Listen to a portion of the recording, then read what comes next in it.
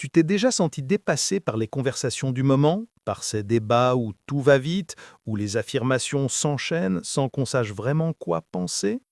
On ouvre une application, on scrolle, on voit des avis opposés, des chiffres, des images fortes, et on hésite.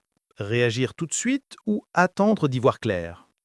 La culture générale n'est pas un luxe à exhiber, c'est un outil simple et puissant. Elle te donne des repères, transforme le flot confus en carte lisible, t'aide à comparer, à nommer ce que tu vois, à prendre de la distance. Elle te rend plus libre dans ta tête et plus serein dans tes gestes.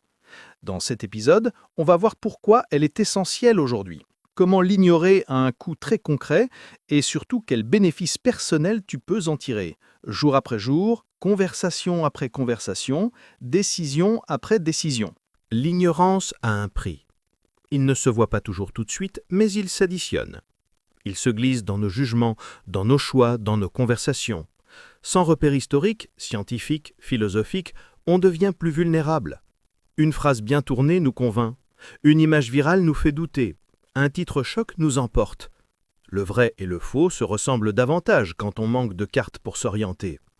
On finit par confondre l'opinion et le fait, l'exception et la règle, l'émotion du moment et la réalité qui dure. L'autonomie s'effrite, presque sans bruit. Cette fragilité se voit aussi quand il faut résoudre un problème. Dans la vie quotidienne, au travail, dans un projet associatif, on a besoin de cadres, d'exemples, de comparaisons. La culture générale offre ces cadres. Elle t'apprend à regarder ailleurs pour mieux comprendre ici. Sans cette base, on propose des rustines. On répond vite, mais on répond court. On s'attaque aux symptômes, pas à la cause. On sous-estime les effets de bord.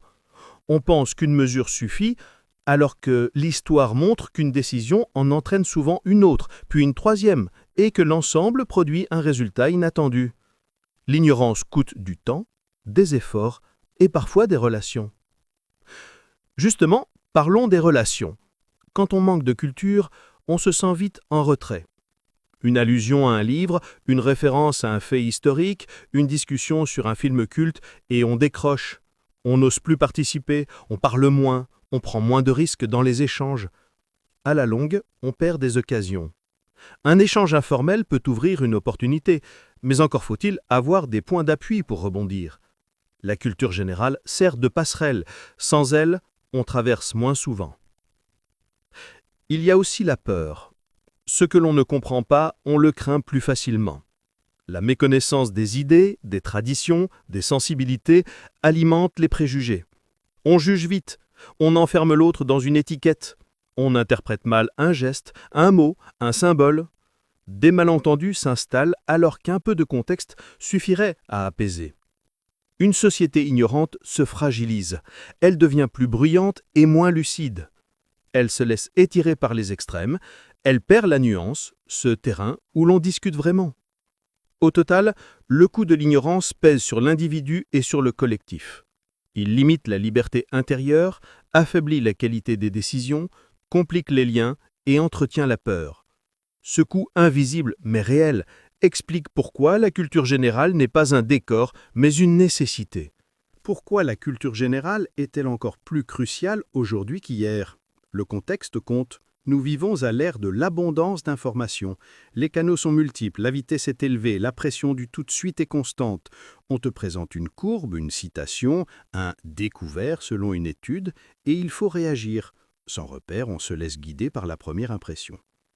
Avec de la culture générale, tu as un filtre. Tu sais chercher la source, regarder la date, comparer avec un autre exemple, replacer l'info dans une histoire plus longue. Tu sais que certaines questions reviennent et que les mots changent plus vite que les réalités qu'ils décrivent. Ce filtre ne remplace pas l'esprit critique, il le nourrit et l'organise. Le monde est interconnecté.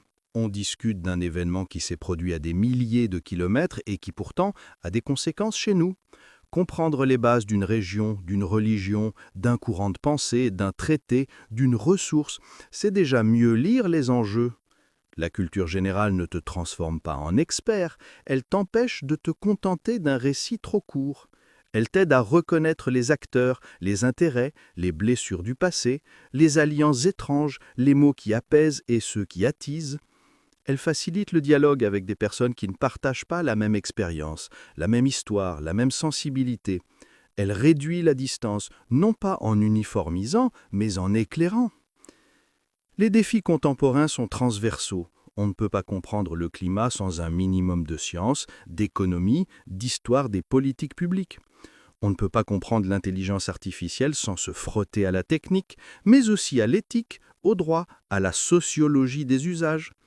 On ne peut pas comprendre les inégalités sans chiffres, sans cas concrets, sans récits vécus. La culture générale t'entraîne à changer d'angle, à relier des disciplines, à passer d'un exemple local à une dynamique plus large. Elle te donne des ponts. Elle t'empêche de t'enfermer dans une bulle de réponses faciles. Enfin, la culture générale agit comme une hygiène mentale.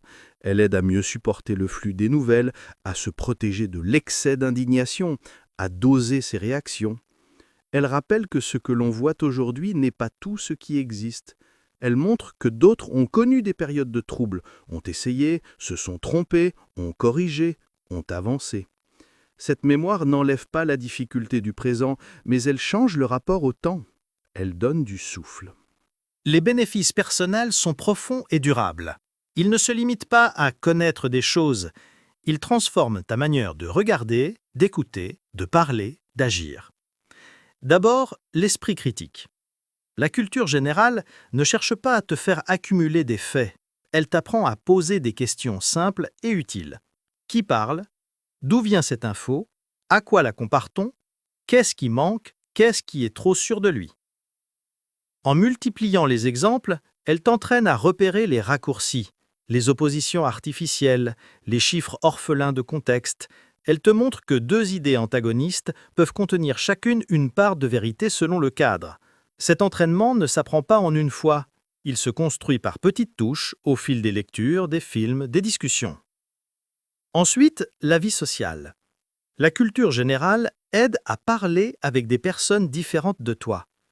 Tu comprends une référence à un tableau, à un roman, à un moment de l'histoire. Tu saisis la nuance d'un mot, le poids d'un symbole, la portée d'une blague.